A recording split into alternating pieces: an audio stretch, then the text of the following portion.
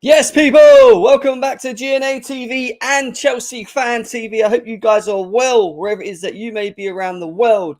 We have got transfers to speak on. Sorry about yesterday. I am really sorry about yesterday. I do not know what happened. My internet went, my camera went, my laptop went all funny. Everything just didn't work yesterday, but we are going to kind of reverse back to yesterday's show, just to speak on it a little bit. See, just quick thoughts on that. Quick player rating, and then we're going straight into the transfer news. We are opening up the lines today as well to give you guys the opportunity to get involved. I want to know your thoughts and feelings on the links to Chelsea. What do you feel is the most important thing that needs to be sorted in the squad from what you've seen up to this point in the first couple of games as well? So much to go through. We've got Leao to talk about. We've got Gordon to talk about. We've got Aubameyang to talk about. You know, we've got quite a bit to go through on top of that. But like I said, player ratings quickly. I know it's a little bit late, but player ratings first. We've got to get through them player ratings, talk a little bit about how we were playing, and then we will fall straight into the transfer show and start talking about why are we buying these players based upon what we saw against Leeds as well. But make sure that you're smashing the likes, guys. Get these likes up, subscribe. Lines will be open soon as well. We'll probably be doing a 2-hour show today. So strap up, get yourself some drinks, get yourself some food, get yourselves cozy, and let's cue that in.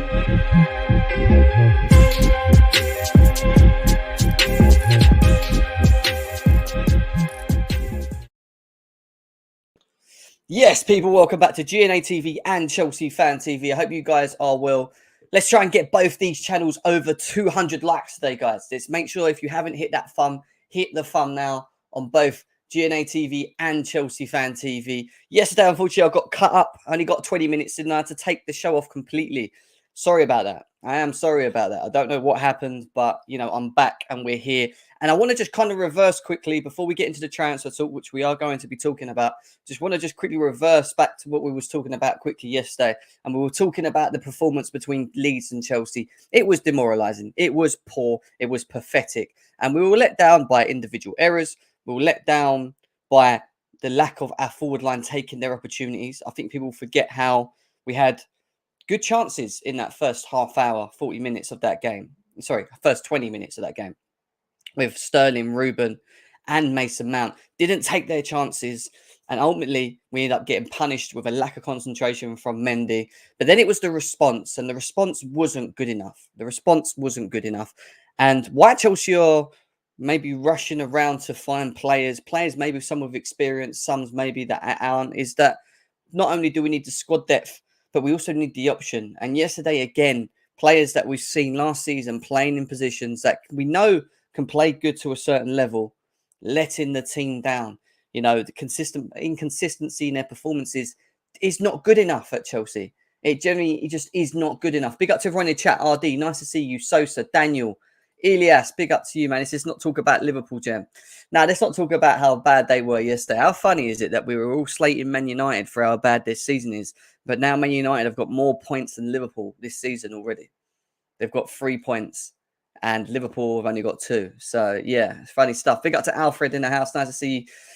Chelsea OG, nice to see you, bro. I hope you are well. Big up to Chelsea Database as well. Counts critics is lateness is lateness. What lateness is greatness is what it should be. Not lateness is lateness. Miles CFC, nice to see you as well. I see the Havertz scarf. Yeah, I got that down at the bridge. I did manage to get a ticket to the Liverpool game on September the 18th, which I'm looking forward to as well. Which I'm definitely... Madge, nice to see you, man. Sorry, mate. Sorry, I know people have been asking me, where you been, what you doing? You've not been talking much. We want to know what your thoughts are on Chelsea, blah, blah, blah. I know. I'm sorry. I've just been a bit here, there and everywhere. But Chelsea's social Twitter has been moving mad recently. Absolutely mad as well. Like, people are arguing about Tuchel in, Tuchel out, Bowley in, Bowley out, Havertz in, Havertz out, Mount's crap, Jorginho's crap, Ruben Loftus-Cheek's crap. Like, you know, it's funny how we have such a huge meltdown after a loss. Don't get me wrong. I kind of get some of it, some of the points why people are frustrated. I was one of them people. But 3 games in, I think we need to calm down a bit. We've won 1, we've lost 1, and we've drew 1 as well. So, you know, it could be worse. Big up to Andreas in the house. Nice to see you.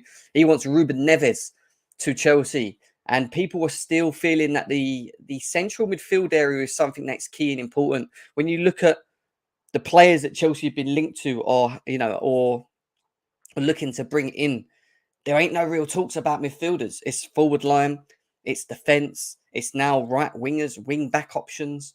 It's very interesting. Kukurea and Sterling for everyone is 2.5. Yeah, well, we're going to get into that. Harry, big up to you. Sherman, big up to you. Danny, nice to see you, bro. Big up to you, man. I hope you're well. Jonas, nice to see you. Chelsea OG. Get the likes up, man. Do what the guy says. Get them likes up. Hit the thumb if you haven't already. Shaq, big up to you. Chelsea boy. Brigai. Aldane. Artrav. How you doing, man? Richard, nice to see you, mate. Javi. Beautiful game as always in the chat. Big up to you. Nick Saunders and Sosa is in the house. All right, look, let's just quickly, like I said, reverse back to yesterday. We'll be very quick with this, and then we will be getting into the transfer news, which we will be going through very, very shortly. But when we look at yesterday's game, it wasn't yesterday's game. When we look at the weekend game, shall I say, 3-0 battering, absolute battering. Koulibaly got sent off. Rodrigo, Harrison, Aronson with the goals. 39% possession to the 60%. Total shots on goal was 14 to their 12. Chelsea only managed to log 3 shots on target out of 14 in the game. And to be honest, when you think about the game overall, I thought Leeds had the better chances. They were the better team. They made more for themselves. They looked more. They made the chances that they created were more dangerous than what Chelsea created. Maybe barring the Sterling chance. People can probably agree on that one or disagree, Passing 82%. We know Chelsea are good at keeping the ball. Tackle possession weight, we were not good. We won all of our aerial duels, which is interesting because we conceded a goal to one. We committed enough the same fouls as well. We got 1 yellow card and 1 red card. And we ended up getting stuffed. We beat them 3-0 last year. They kind of gave us one ourselves with a 3-0 loss as well. But let's quickly fly into the player ratings, and we're going to get into the transfers. Don't worry, that is the next thing we're going to do. But I want you guys in the chat to get involved. Over 200 of you guys combined in the chat already. Nice to see every single one of you guys. Please share on your socials as well. Let's let people know that GNA TV is live and Chelsea Fan TV is live as we speak. Oh, interesting stuff. All right. We can go to that Chelsea database. Thank you very much, mate. We can use that. Before we jump into that, we've got Chelsea database in the chat. He's just sent me over a tweet of like a sort of breakdown of the game. I've also got some other messages here. 1 second in my inbox. Let's have a quick look. Let's have a quick look what Chelsea database has sent us. So he's given us sort of a little breakdown of the game overall, a quick thread of the Leeds versus Chelsea game, but a tactical analysis and post-match data as well. A thread, what went wrong, also available to read and listen to, which you can also go and check out. Make sure you check him out as well, Chelsea database on Twitter. I'll tell you, I like this guy. He brings out some decent information, man. Brings out some decent information. Let's start. Right, so he's put an image of the scoring. Should we say? Let me get back a bit. It's the image of the score ratings, which we're going to do. Out of all of that, Mason Mount got a 7.1, Kukurea was 7.2, Reece James. But then when you look at the percentage, obviously passes, we had more passes. The pass accuracy was 81% to their 71% as well. We had more corners than them.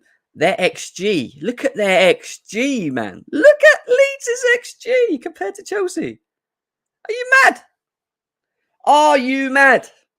How embarrassing is that?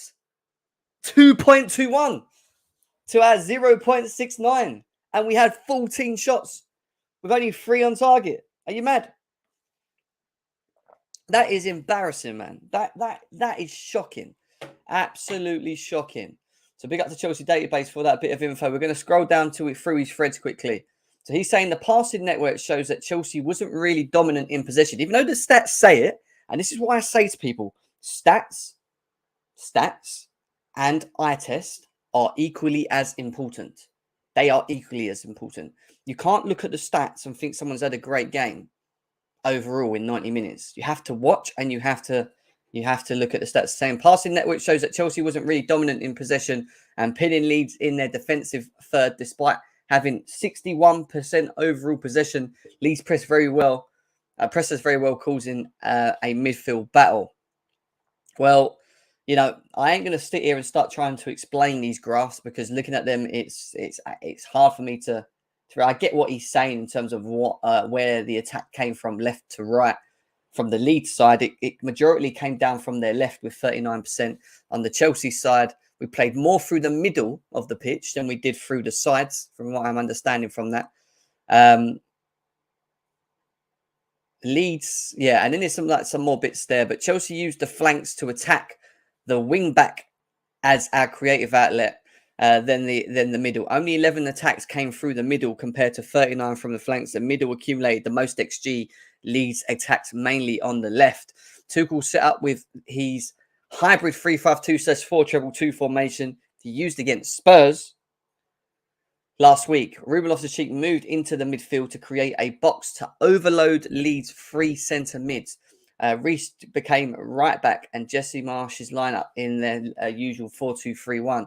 And when you look at how we originally set up in that first half, it was a standard 3-4-3, like I said, against Chelsea, with Mount sort of sitting behind and Havertz and Sterling leading the line. And then it switches where our wing backs are pushed further up the pitch, holding the width.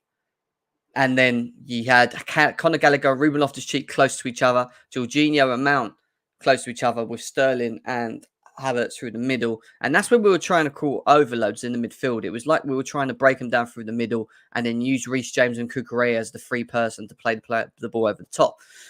We can visual the tactical formation set up using data to see where each player controlled the game in and out of control, in and out of possession. So interesting stuff there. Lots of little graphs that he put up there as well. Then he's saying straightforward individual by Mendy again. However, Reece or Cucurella could have also quickly dropped back as soon as Silva pressed. As soon as Silva passes back to Mendy to provide 2 passing options. So he's got the ball there. He's got a lot of time. We can see it, right?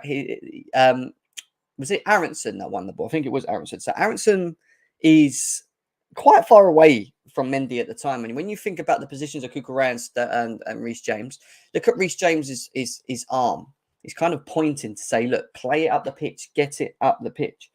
You know, he hasn't made that decision because ultimately, by the looks of it, Tuchel's his answer is to make sure that we play it from the back in many occasions. But I do feel that if you're under pressure, that in moments where you just got to use a bit of the initiative, he should be just getting rid of it. It should just be a straight kick up the pitch, move, and you get on with it. He didn't do that, and he tried to be clever, and he ended up getting caught. Because see, another set piece, we had all our tall players defending the back post against their tall players. Harrison was able to pick out Rodrigo as he made a good run to the near post, getting in between Reece and Gallagher, which is a weak spot when you think about it. Reece is obviously marking here. Gallagher's ball watching, and the ball comes over Gallagher's head, and we know what happens after that. The game was 50-50. Look out at the Leeds pressing intensity graph. They were really coming for us and didn't allow us to have time and space to control the game. Even after scoring 2, they matched our press levels. They did, and they outrun us by 10 kilometres in the game. And it's a very good example when you look at how Newcastle played against Man City, and they only got a draw. But the work effort, to win the ball back higher, and they pressed well in that game. It was exactly what Leeds did to Chelsea. And we weren't good enough to beat the press. Let's be serious. Tuchel switched it up at half-time, moved into a traditional back 4 and not a free back 4 hybrid. Ruben Loftus-Cheek moved into a pivot, and Gallagher played as wide right attacking midfielder, as we saw. Koulibaly and Silva were sitting, and we played obviously the 2 at the back, the 2 at the back, Reece James and Cucurella higher up the pitch, with Ruben Loftus-Cheek and Jorginho sort of the guys that are sitting in front of them. And what we tried to do was overload the middle, and I just don't think it worked, However, left us exposed on transition. We do not have the DM and other centre-back that can cover all the ground and stop the counter. This led to the 3rd goal. Leeds are quick and vertically direct in their transition. Reece was up the pitch. The ball gets played in behind, and James is running wide to put the ball into the box. He's well too out of the pitch. Look at Reece James's position there. Look at Jorginho's position there. The ball comes in. Look how unorganised we are. Look how unorganised we are. But then again, you still feel that we maybe could have dealt with it defensively better there.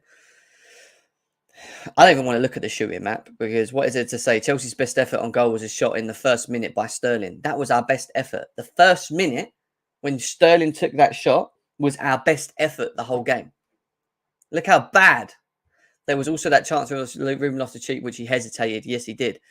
Chelsea made more key passes in the second half, whilst Leeds made more key passes in the first. Koulibaly was our most progressive passer, while Sterling progressed the ball through the carries, which is what you expect, But Koulibaly was our most progressive. Chelsea used the left side mainly, which you already know. Chelsea overall were better round duels. I checked that as well. Gallagher also very good in his duels. Havertz was not very good in winning his duels and losing a lot of his aerial duels for someone who's 6'3". And something that becomes a criticism of Kai Havertz is that he doesn't, as big as he is in his frame, he loses the ball too easily. And as a number 9, and I wouldn't even deem him as number 9, but he plays as a number 9 or a false 9, whatever you want to use it in terms of the meaning of his position. But in that position, you expect him to hold the ball up. You expect him to link play. You expect him to make movement and runs, which I know he can do. Kai Havertz has the talent. He's a very good player. I know he hasn't been consistent, and I know that his run of form is not good at the moment, and I understand people's frustrations. But this boy is good. I'm telling you, there is a good player in Kai Havertz. The issue with Kai Havertz, for me, is the consistency in his game. He needs to... he needs to step up when we need him to. He needs to take control when we need him to. He needs to do more in games when we're not playing as well. He needs to stand out. These are things that, as he's getting older, he needs to become. If he wants to be one of the best in the world and he wants to be on the levels of Neymar's, Mbappe's and all these types of players, he needs to step up for himself. He needs to be counted. And yeah, there we go. So, go and check Chelsea database out on Twitter, guys. If you haven't done already, please make sure that you do that as well. Big up to every single one of you guys. Over nearly 300 of you guys here, which is nice to see you all as always. But make sure we're getting them likes up. Let's get over 100 likes on both channels. 157 people on Chelsea Fan TV. Only 62 likes, guys. Hit the like button now. Chelsea GNA TV, 44 likes. 120 of you here. Let's smash the likes. Hit that fun. Hit the fun. Please do that. Let's try and get this out to 100 likes as quickly as possible. We're just going to quickly fly through a quick player rating really quickly on the game. And then we're going to go through the transfer talk, because we've got to talk Leao, we've got to talk Gordon, we've got to talk Aubameyang, we've got to talk about how they fit, how are Chelsea utilising these players. We're going to open up the lines as well, give you guys the opportunity to get involved and have your say as well, which is ultimately which we'll be doing soon in the show as well. So make sure that you guys are around for that as well. I'm just seeing if there's any more news.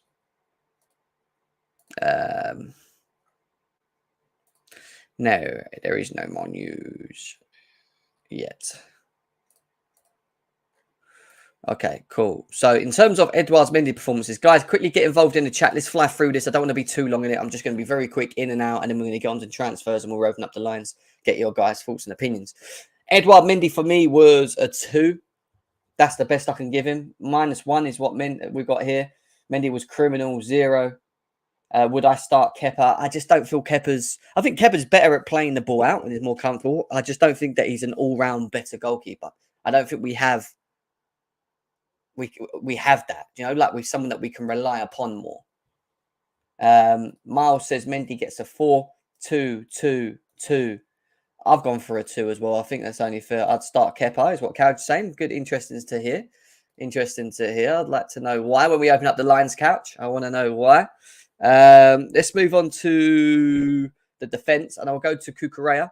Now, I don't think he had the greatest of games yesterday. Ultimately, I don't think he was the worst player on the pitch. I'd probably give Cucurella probably a 5, which is an average performance. Big up to Sportswire in the house as well. It was, I think the whole team struggled. What I like about Cucurella is that he's always progressive, always looks forward, he always tries to make that pass quickly. He tries to move the ball quicker to the forward line. He even tries them passes over the top, which don't always work. But I like it. I like the effort. I like the way he tries to make things happen. And I think he's going to be a great player for Chelsea. I do. 5, 6, 3.5, 4, 4. I've gone for a 5, 3, 5. So, yeah, a bit of a mixed one there for Cucurella on that one. We move on to... Let's move on to Koulibaly, who did pick up the red card, and he did struggle in this game. I thought he was progressively decent. I thought he had a good first 20 minutes. And then he just, the silly individual moments again, which you should expect someone of his age not to do. You know, getting the yellow card was a silly foul, and to get a second yellow in the game is just not good enough for me. Just for doing that in between game, even though we was chasing the game, I get it. You're frustrated. I understand that, but when you think about, you know, the damage that he's done there, I'd probably say that you're looking at a possible 2-3 for Koulibaly for me. 4-4-1, 5-4-4. I think -5 is what we got from Ritek. Koulibaly got turned into a pretzel in his first yellow. 2. Koulibaly led the top 5 leagues in red cards, is what we've got here. Koulibaly 2, 5. So everyone sort of mixed their thoughts on Koulibaly on that one. Thiago Silva, I mean, everyone knows my thoughts on Thiago Silva. He's for me the most consistent, one of probably our best player in terms of his consistency. I ain't giving him anything less than a 5. He didn't do much wrong. In my opinion, all right, goals were conceded. One was a mistake by Mendy. The other one was from a header, which he was nowhere near because he was marking at the back. The third goal, maybe he could have maybe done a bit more in the box with Koulibaly and stopping that from going in. But, you know, Thiago Silva's Thiago Silva, man. He's just a 5. You know what I mean? It's hard to give him less than that. Usually he's at 8, 9 in most games, you know. So we move from Thiago Silva. Reece James. Reece James. Where are you, Reece James? Where are you, Reece James? There he is, Reece James. See, I thought Reece James just had an average game. I don't think he was great at the time. I don't think he was shocking. I just feel he was just okay, but he just wasn't good enough, you know. Rate him for knocking the ref out of the way, actually shouldering the ref, which is quite nice to see in many ways, don't get me wrong. But yeah, I would probably say he's probably a 4, a 3, 4-3 for me. 3, 2, 3, 3, 3, 4, 3. So we've got here. 3, 5. Yeah, I'm going to go over 3. I think a 3 is a good shout. He lowest he's ever been by his standards, but he's had some poor games even at the beginning for me. You know, he never looked up for it. Big up to True Chelsea in the house. Hope you're well. Yeah, I will be inviting a panel very soon, mate. We've got transfer news to go through next, give our thoughts and opinions, and then we're going to open up the lines, and then you guys can come in, all have your say, either on this, either on the transfers, either on the Tuchel noise in and around Twitter at the moment that we're seeing as well. So lots to get into, but smash the likes, guys. Make sure you're hitting them likes. I want to be over 100 likes on both channels before we open up the lines. So please make sure we get them likes up. Get them likes up. Midfield, Jorginho. Do you know what it is with Jorginho? I kind of just know what we get with him. Is at a point now where I'm just used to knowing, just seeing and knowing what he is the best that he can do.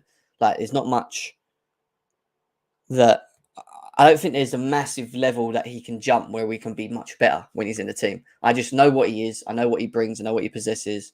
And, you know, he's just not enough is the answer to that. And he for me, probably a 2 in the game. I thought our midfield was shocking, to be honest. It's been -5, 1, 6, -2, 1, 0, 2, 2. Sorry, -4, 2, 4. Yeah, I just thought he was poor, man. 2 for me as well. Conor Gallagher. Where is he? Conor Gallagher. I think he struggled with the tempo of the game. I felt that he took up positions that he just wasn't aware. Like, do you want to say to you guys that we have too many 8s? We do have too many 8s. Like, we have so many 8s that when we ask them to play in the 6, the understanding that's required to play in that role is just not there. They just can't do it.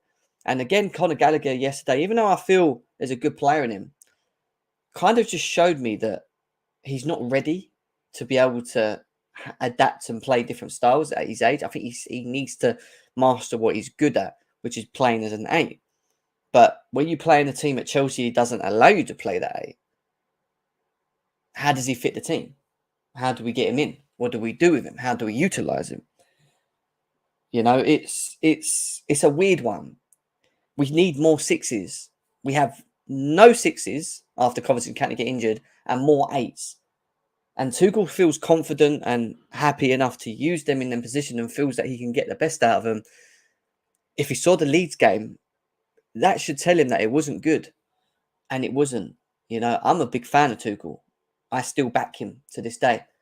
I still feel we need to see what happens in the window, where he goes with it. But the pressure is on the manager. The pressure is on him because he has made the decisions of who he wants in the squad. He has decided who he wants to bring in the door, even if it costs 60 million Gulden or 80 million for Fana. These are things that he has to, as a manager, has to take responsibility for. But that doesn't mean that I'm criticizing him. That just means that he has to, you know, if things don't work the way that we expect them to, or we don't see a clear progression of the players, a clear progression of the squad, the overall squad, and the manager's ideas, then it becomes an issue. And that's the truth when it comes to it. And I still back him. I still will do. I see what he wants to do, but very hard to question him. Yeah, you know. But Conor Gallagher for me is I thought he was poor, man. I don't even know what to give him, to be honest. 2 at a max, you know, 2 at a max. We move from Conor Gallagher and we go on to Ruben Loftus-Cheek. You know what it is with Ruben? Like, I get the hype of him playing in that wing-back position and people think he can do it. It's a stopgap. Granted, I agree it can be a stopgap. I do. But it's still not to the level that we need.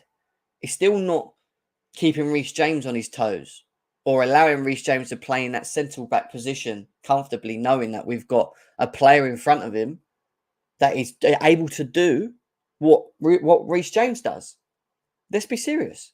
He doesn't do what Reece James does. He's offensively good moving forward with the ball, but he doesn't really give us the same thing. We know defensively he can do a job to a degree. We know offensively he's good moving forward with the ball, and why he looks good when he moves forward with the ball is because we're not asking him to play as a 6. It's because we're not saying to him, sit in front of the defence. It's because we're saying to him, take the ball, drive forward, and play to your strengths, but in a position a bit wider. He didn't have the greatest of games against Leeds. But the issue lies with Ruben Loftus-Cheek that it is hard for him to be consistent in a position that I feel, again, that he can do and play, and to a degree, but we will never get it to the level that we would need for the system to continuously be successful. And that's why we need to maybe look in that area, like we did with Cucurella for Chilwell, keeping the levels high, keeping the standards where it needs to be. He can do a job there. It's not my problem. My problem is that offensively he's good. We're asking him to play wider, but I just don't feel that he is.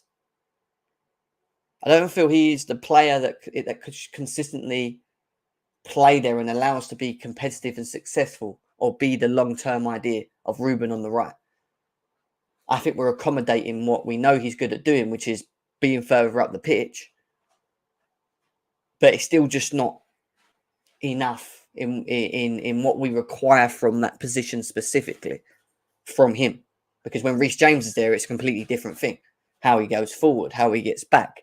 Do you get what I mean? So, yeah, I mean, look, again, that's just my opinion on it.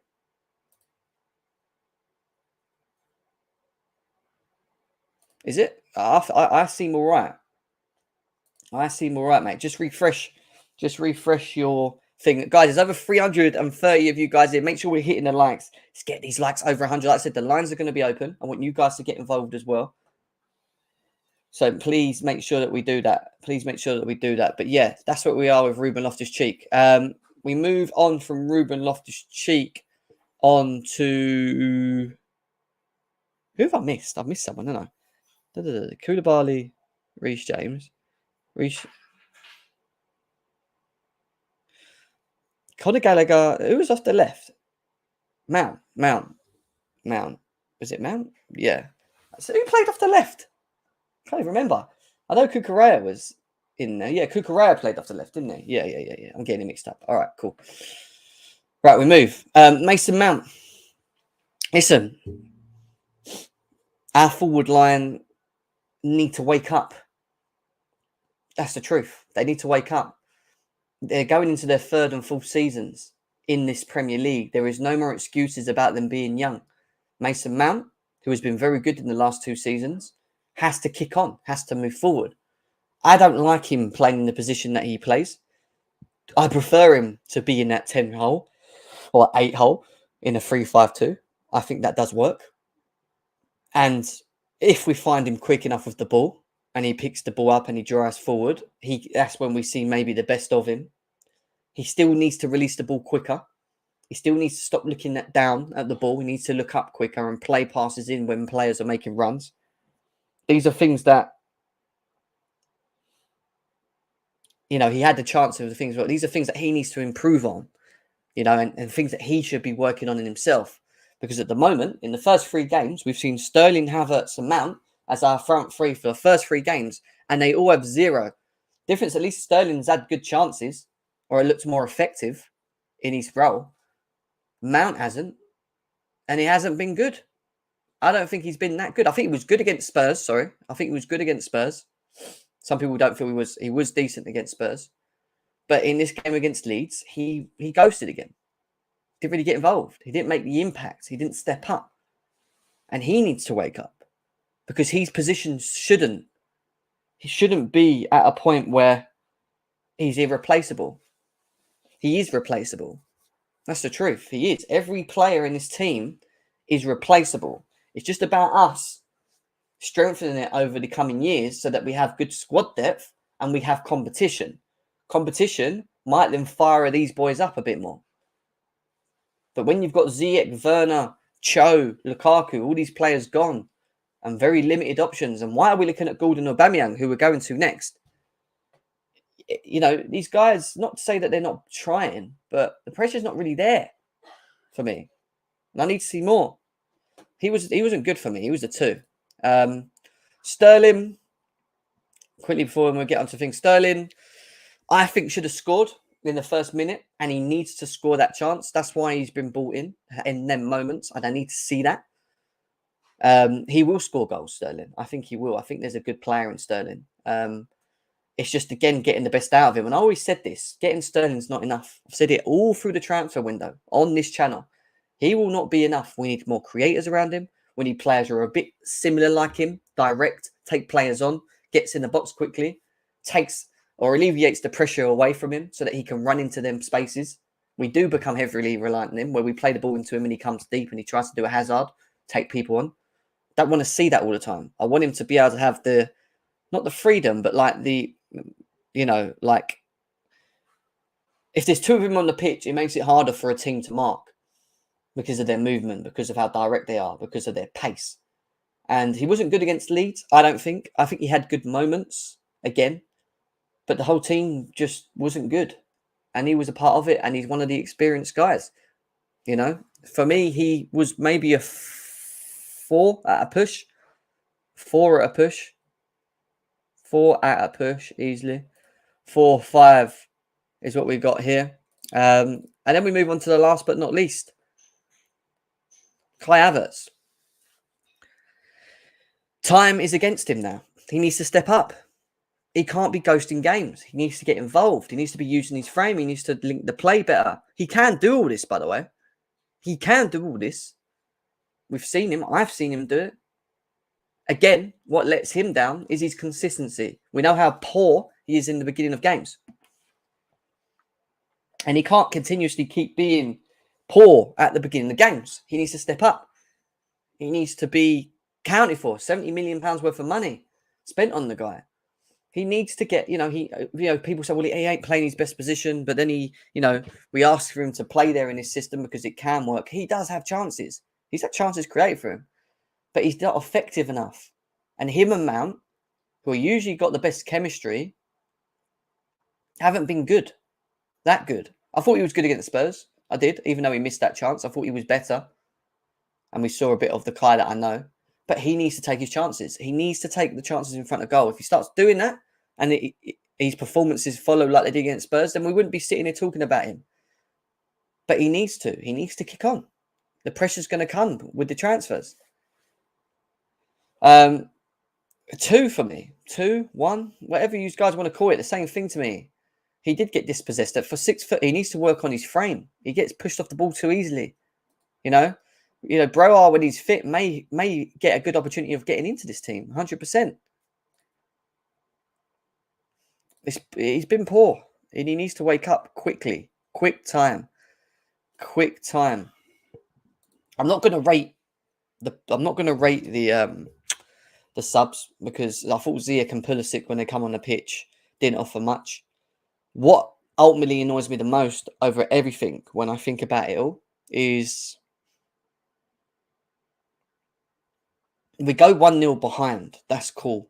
It's not cool how we make individual mistakes, but we go 1-0 behind, and it's, for me, it's, how do we respond? We go 2-0 behind. Silly defending, ball watching. Again, for me, it's how do we respond?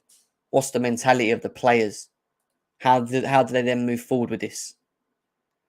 And what I saw against Leeds was no mentality, no bottle, no fight.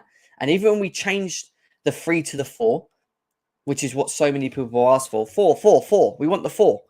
Yeah. And we played Pulisic, and we played Ziyech, and we played Sterling, and we played Havertz. I think Mount was still on the pitch. He might have not been. And we had all these attacking players on the pitch. We still done fuck all. It wasn't good enough.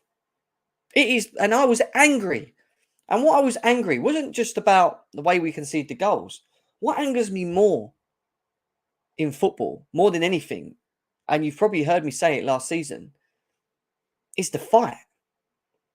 Is the mate stepping up, is getting stuck in, is winning challenges, is trying to make things happen. We just had a bunch of headless chickens running around, or not even running, especially in our forward line. No chemistry, not linking up, don't really look bothered. Leeds were the opposite. Leeds were working hard. They were getting stuck in. They were making sure there was no spaces behind. They were making things hard for us. But us, no. Look at a good example of it. I'll give you a great example of it. Look how Man City played against Newcastle. 3-1 behind after Trippier's goal. Look at how they responded in the game. And they didn't win the game, but they drew the game. And I bet you any money that their fans were happy. Even though they feel like maybe they could have won, are happy. Because they showed spirit, they showed fight, they showed what it is to be at the next level to become champions. We are nowhere near that. And this is why my expectations are okay of where I feel that we're going to be. We will lose games this season. We will. Now we need to accept that. But every time we lose a game, we've got to stop overreacting and going into what I call a meltdown. Oh, it's the end of the world. Sack him. Get rid of that one. Fuck him. Fuck that one. Do that one. Do this, that, and the other. Which is what happens across Twitter. We will have arguments about what we feel as fans is the right thing to do. But ultimately, the real truth behind it is that it's an opinion. It's an opinion. We all have opinions, and you're entitled to your opinion. But it's nothing more than an opinion. Doesn't mean that you're right. Doesn't mean that you're wrong. But what we've got to stop doing every time we lose games is just pointing fingers of getting rid of that one, get rid of that one, see that one, see you later, fuck off, that one, this, that, and the other. It's too reactionary. We're 3 games in. We've won game. We've won one. We've lost one, and we've drew one. I know that we're going to lose games. I understand where we go from this. I get it. I understand my expectations. You just need to understand yours. And if yours is to challenge because we've spent 200, 300 million, and that's what you feel should deem to be challenging, then that's your expectations, and that's fair. But if we spend 200 million, for me, doesn't mean to me that we should be challenging. What it means to me is what it's always been, that it's a transition, that we still need to get rid of Deadwood, that we still need to strengthen. We still need quality and depth. We still need to get rid of players that can't play in a system. There's a lot of things that we need to do, that we need to allow time on. And I understand it. But the one big thing that I want to see the whole season, even if we lose games, is my team fighting. Is my team giving their all? Is my team losing games, but, doing all they can and maybe just losing. And it is what it is. And I can accept that because I understand where we're at. I can't accept losing 3-0 to Leeds and no effort, no bottle, no mentality, nothing. I can't accept that. That's not good enough. That's where I get frustrated. And look, we all have our own opinions on who should go and who should stay. And that's fair enough. Some people want Tuchel out. Some people want him in. Some people don't think Bowley's done well. Some people hate Havertz. Some people hate Jorginho. Some people hate Mount. That's cool. We all have our own things, or how we feel, or what we can do better. But, ultimately, I think we just, as a fan base, need to just calm a little bit. Calm and respecting people's opinions on things. May not have to agree. You can agree to disagree, but yeah, we move. Anyway, let's get into transfer news. And then we're going to open up the lines because I want to get you guys involved as well. And we're being linked to a player who I would deem and say and call as pretty talented. A good player. A player that's I can kind of understand why we're going for to a degree in terms of his versatility and being able to adapt. But what I can't agree on is 60 million. And I felt the same, as I said with the same thing with Fofana, I feel the same thing with Gordon. With the way that I feel with Anthony Gordon. He's overvalued. It's not his fault that he's being valued at this, by the way. It's not his fault. But he's being overvalued massively. Massively. And 60 million is a lot of money. And Tuchel's really putting pressure on himself. Bowley putting pressure on himself. Spending this kind of money on young players. They are. But where does he fit in for 60 million? If it was to be 60 million, well, we could use him as a wing back, which is where Reece James may now play as a right centre and have Gordon with his pace up and down the wing. Yeah, I can see that. We can play him as a right forward or a left forward. He gives you options, versatility. But why does Tuchel want him so much? Well, the only reason I can feel that he wants him so much is because he can adapt him. Because he can, where he's still raw and young, he feels maybe he can mould him into the system in the way that he wants to mould him into. I'm cool with all that. I have no problem with the player. I think the player is a decent player. I just think that 60 million is too much and overvalue. It's what Everton feel he's valued at, which is fine. And it's obviously what Chelsea feel is fair because we're the ones that are going to pay it. And you move on from that comment. And now we have this comment from Simon Phillips about Gordon where we've been told it was 60 million. And now we're being told that it's, from what he's understanding, is that the base fee Chelsea are proposing for Anthony Gordon is less than 50 million, nearer to 40, with the total fee including add-ons taking it up to 50. So it's going to be about 40 with add-ons, or 42, 43, which I still feel is a bit of money. It's better than 60, and it's better than 50. Add-ons are structured. So people need to understand that Everton will probably want a bigger bulk, which means Chelsea might have to put 20, 25 million bulk up front, and then the rest split out on a contract, along with add-ons, with the add-ons being that he gets us Champions League, or we win a Premier League, or he scores double-digit goals. And, that's where the add-ons kick in. Whatever the add-ons are, they will be escalated and broken down in structure. So when we look at, oh my God, we're spending 50 million, it's not specifically, and Ben Jacobs said it so many times, it's not specifically the 50 million, it's how do we structure the 50 million? Because if it's 40 million, where we give them 20 million up front and we pay 20 million over 6 years with 10 million add-ons, but the add-ons only kick in on A, B, C, and D, then I get it. Even though I still feel it's overall a lot of money, I get it. Because in that meantime, say in the next 6 years, Chelsea challenge for a title, they win a title, win maybe one more Champions League, or they don't. They win an FA Cup and they win a League Cup, and he is scoring double digits within them periods. What are we to moan about? Why are we going to question it? We wouldn't. We wouldn't even be talking about it. We wouldn't even question it. So I think people need to understand that it's about understanding the structure of how this is going to be done. And yes, I do feel that it's overvalued. 60 million is a lot of money. If it's 40 million, I still feel it's even a bit of money.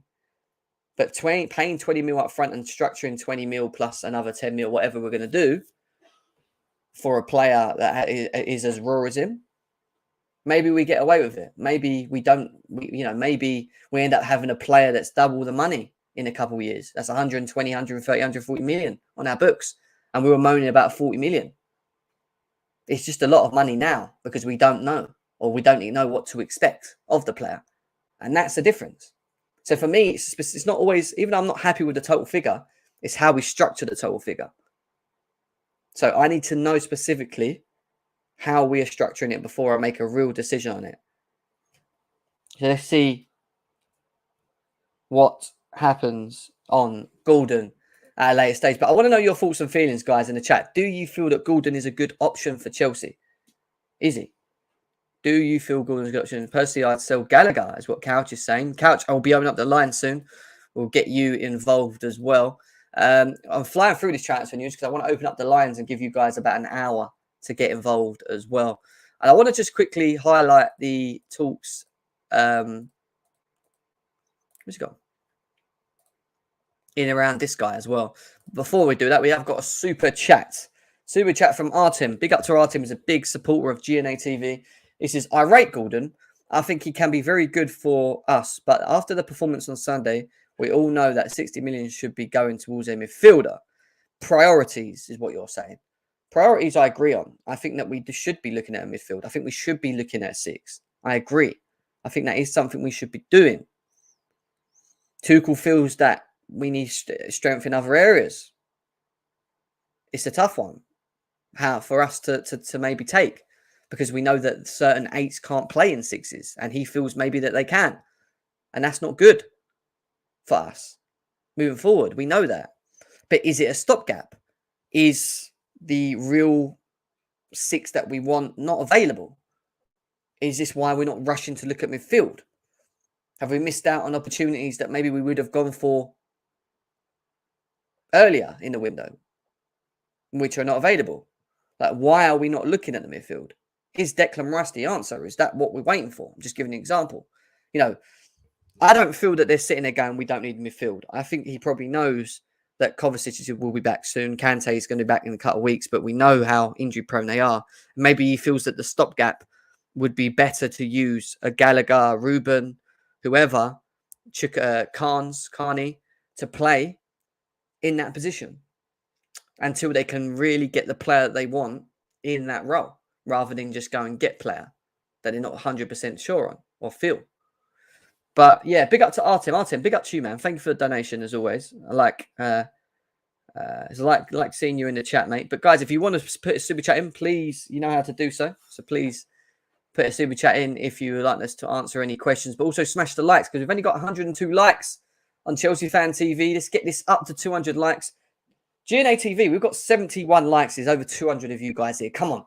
Let's get this over 100 likes now, please. Before I open up the lines, we've got to have over 100 likes on GNA TV. So everyone hit the thumb now while I quickly go through the Nkunku news. Now, the Nkunku news that we've been told from Simon Phillips is that Nkunku from Leipzig, though I am told, is a real priority target for next summer, and he is the one that Chelsea want to bring in. Todd Bowley has held meetings with Nkunku to sign for next summer.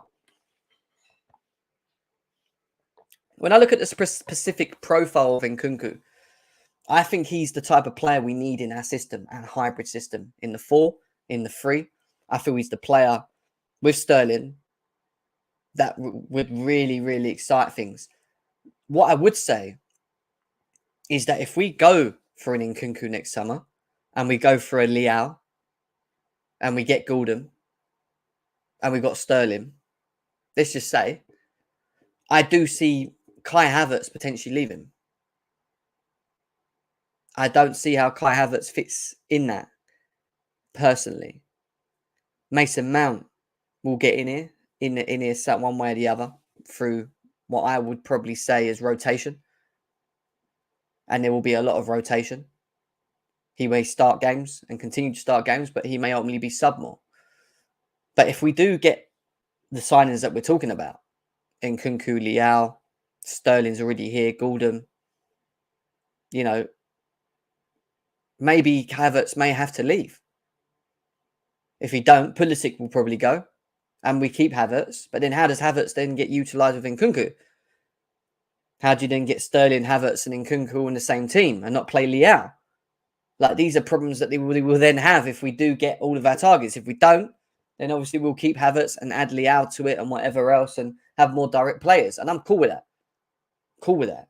But Nkunku, for me, suits the way that we move forward. People will say Bundesliga's tax and we've got to be careful. Look what happened with Timo Werner, blah, blah, blah. I agree. But to have Bundesliga's tax on every single player is not the right way to look at things, is what I would say. If we change formation and don't forget, we still need... Yeah, but yeah, it's if we change the formation and play 2-8s, maybe you can play Havertz or Mount or whatever. But yeah, interesting stuff.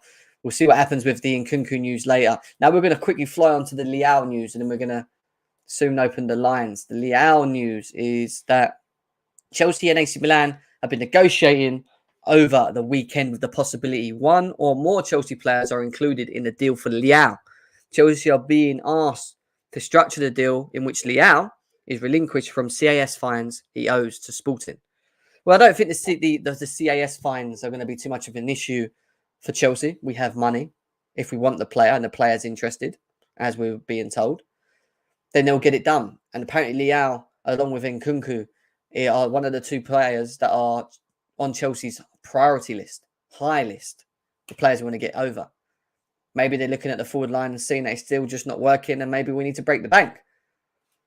I like Leao. I haven't watched tons of him, but I think there's a good player in him. Tricky, good with the ball, creative, direct, will score goals.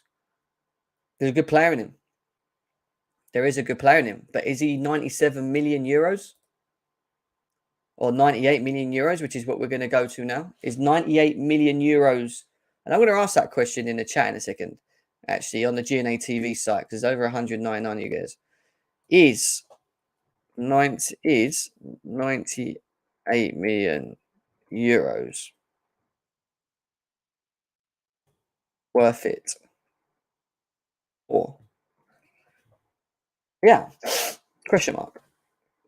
So in the GNA TV community channel, I've put out a question. Why have I put 898? Is 898 euros? Wrong thing. I wasn't meant to say that. I was meant to say is 98 million euros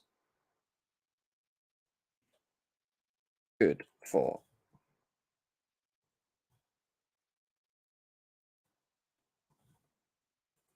Because I want to know if people in the chat have watched Leao. I want to know what people are saying. There you go. I put it out in the chat now. Is 98 million euros worth it for Leao? I want to know your thoughts on the poll. Yes or no? Get yourself over to GNA TV. If you haven't subscribed, please subscribe as well. Subscribe to the channel. When I wrote to 10K subscribers, big up to every single one of you guys as well. What we got here? Squad depth. That's what people are saying. I said it's 898 euros. Good for Leao. Maybe 90 is what we've got. Leao as a wing back will be a red flag to Thomas Tuchel for me, is what we've got here. So interesting to see. But yeah, this is what we're saying. We're saying 98 million euros for a player who has a release clause of 120 something or pounds. So it's a lot of money, you know, a lot of money. We go on to what Football London was continuing saying here as well. They seem to feel that currently Chelsea are still trying to work on a deal for him. The player is keen on the move with negotiations ongoing between the clubs. Apparently there isn't negotiations going on. Not had no real confirmations yet from the Fabrizio Romanos, etc., etc. But what sort of player is Leao? What type of player are we getting in a player like Leao? Well, where is it? Where is it gone? Why can I not see this? Where are you? There we go. Well, this is the type of player we were getting in Leao. A player with the ability to dribble, score goals, take his chances. You know, he is tricky.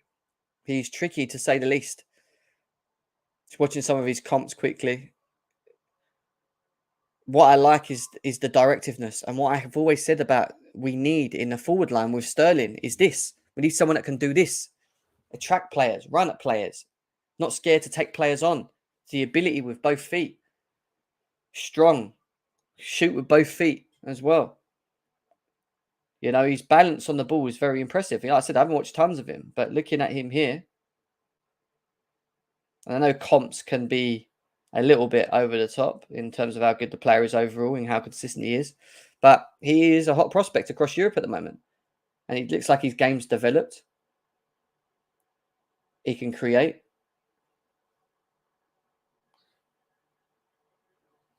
You know, and he's skillful, to say the least. He is skillful.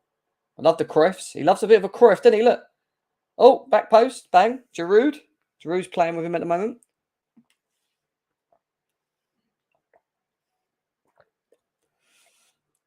Ah, he's quick. He's quick. That's what we need. Directiveness.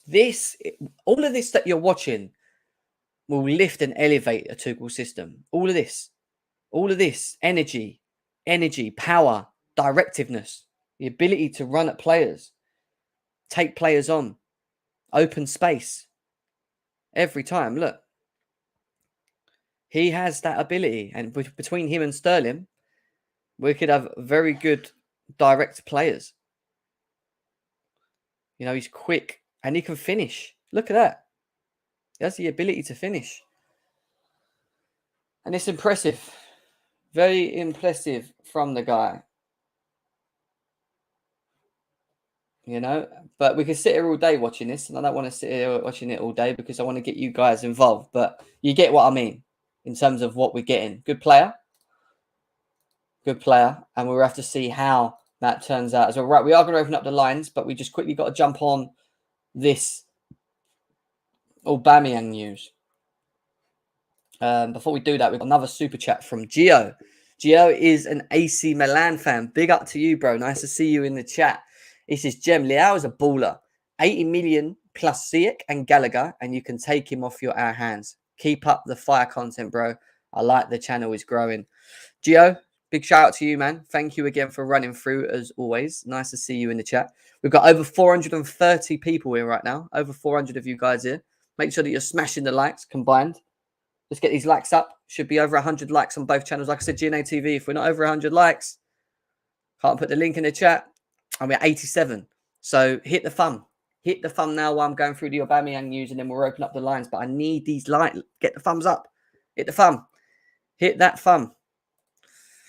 Big up to you, Gio. Thank you for that as well. Overrated. I definitely don't want Gordon. Welcome to Chelsea FC. Leao. That's what we've got here. And now we move on to Aubameyang real quickly because, again, still Chelsea are trying to negotiate a deal for him. The sale of Aubameyang, Barcelona will free up 18.4 million gross in wage bill. This will allow Barca to register Koundé. Koundé is not being registered and isn't being registered because of the sale. Players need to be sold. Aubameyang apparently wants Chelsea and is keen on a Chelsea move. We are still in the same position in terms of waiting. But the Standard Sports seem to think that Gordon and Aubameyang will be the first two players that Chelsea sign through the door. And I want to know your thoughts on that. But quickly before I do that, I want to just quickly jump onto the poll that we had out earlier. So 65% of people were saying that a 98 million euro payout for Leao is worth it. So 65 against 35. It's not as big as I thought. Don't get me wrong, but big up to you guys in the chat for that as well. So 65% or 68% people think that we should still get him. Now, Aubameyang. How interested are you guys in Aubameyang coming to Chelsea? Is he a player that you feel we should get? Are you not interested in it? I want to know your thoughts in the chat. From my perspective, I get why we're looking at the player. We know, again, it's a Thomas Tuchel connection. It is a short-term player for me coming in. The contract is key. What do we bring him in for? Do we bring him for 2 years? Do we bring him for 1 year? That's not 1 year, 2 years, 3 years. What is the contract going to be? His wages is another story because we know, again, that he can be quite demanding with wanting a heavy wage, a decent wage. And I don't feel that we're going to spend that kind of money on a heavy wage. And being told that it could be anything in around 100 to 160,000 a week He's only getting half of that at the moment at Barcelona. Just not too sure. I agree. Only if it was a 2-year contract, it would be better. That I would agree with that as well. Right, the lines are now open. We are an hour in. I did promise you guys an hour on the show. So here's your hour.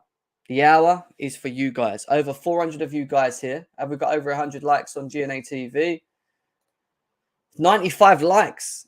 Get this over 100 likes, please, guys. Get this over. Smash that like. How quickly can we get this over 100 likes on both? Chelsea Fan TV, you guys are on your road to 200 likes. So make sure you hit the like button. Let's close the gap to 200 likes. GNA TV, we're only on 96. Come on. Come on. Hitting that like. Keep hitting that like. I can't bring people on until we get over 100 likes. I should be over 100 likes. How can I have 200 people and only have 100 likes? You should have 200 likes. That means people are watching without hitting the thumb. Come on, man. Come on. Come on, you're better than this. Couch Critic is in the house. Callie is in the house. Jay is in the house. CFCO is in the house. True Chelsea is in the house. Chelsea Database is in the house. Everyone is in the house. Couch, how you doing, mate?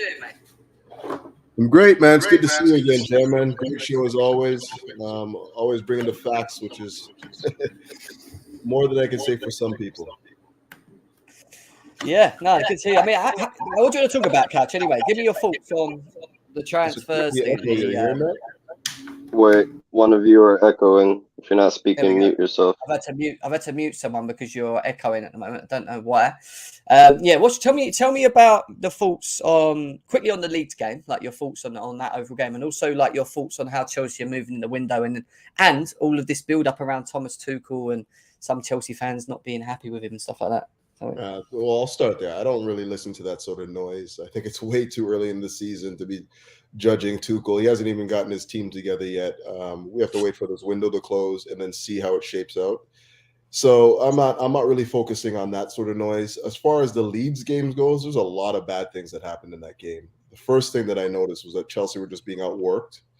And I always think that when you're talking about like a championship team, a team that's challenging for titles, you have to be able to go through the gears.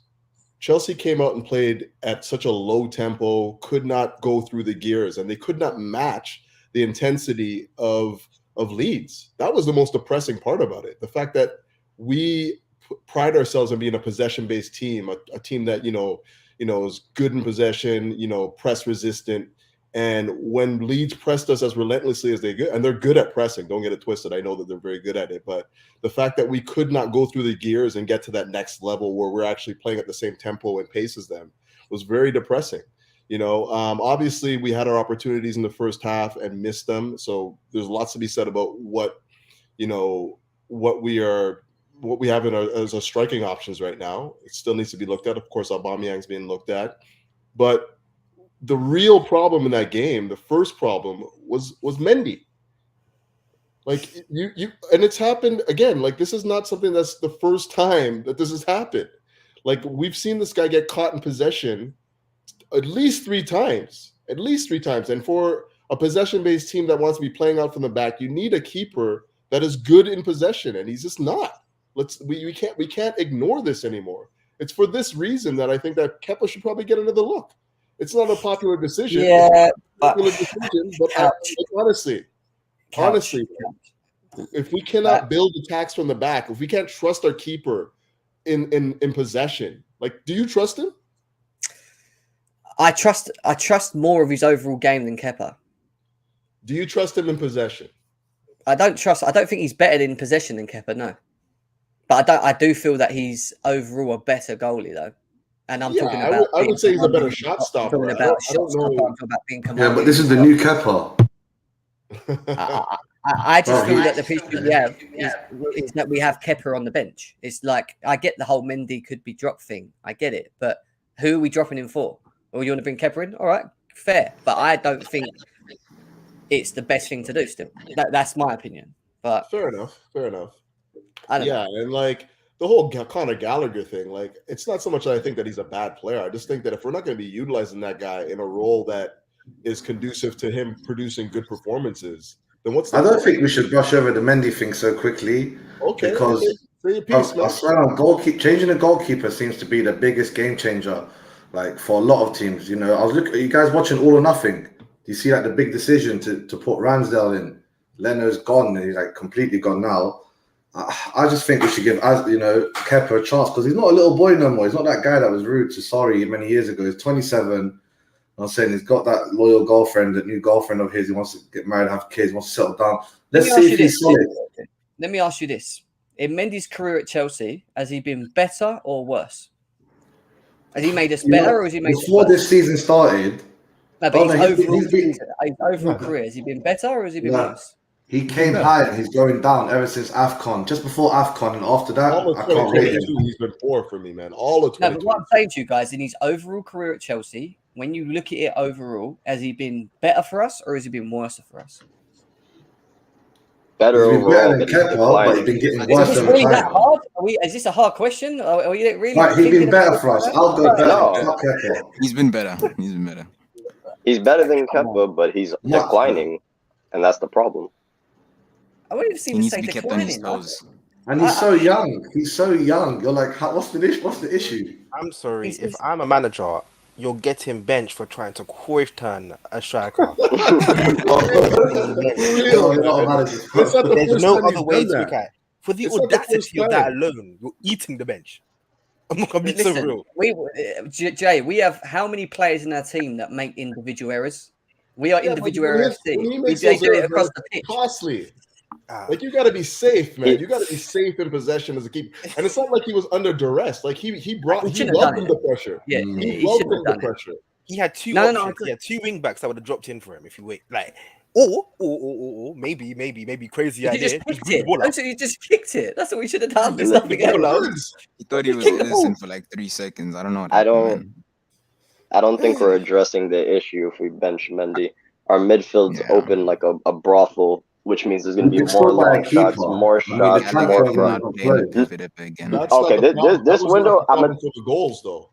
The problem we had in this game was the individual error from the keeper that started. No. They ran twice as much as us. Reece James should never be centralized. It's that simple. There's many other things. Havertz, like, his Champions League credit's done basically.